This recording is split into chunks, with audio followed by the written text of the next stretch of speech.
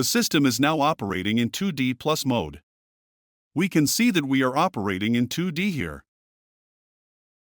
And we see the GNSS icon here indicating that 2D plus is being used. Additionally, we have a heading, vertical, and horizontal accuracy reading here for the GNSS receiver, which tells us 2D plus is enabled.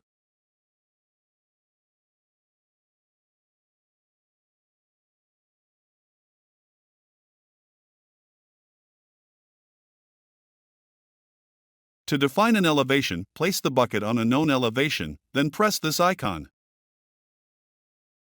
Next, press the question mark. Enter the benchmark elevation and hit apply.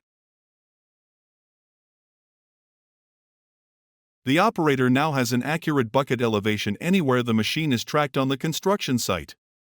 Let's define the sloping surface. First, press the slope icon. Then, press single sloped surface.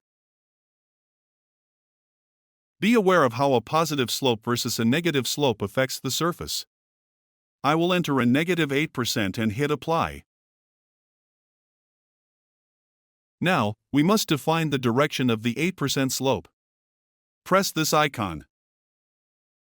We will align the slope with the boom and stick direction by pressing Set L.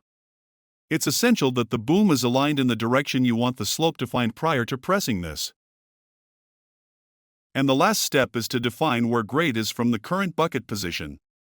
Press this icon. Enter the necessary cut or fill value and press apply.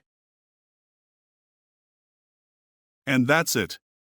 It's that simple to create a sloping surface in 2D plus mode.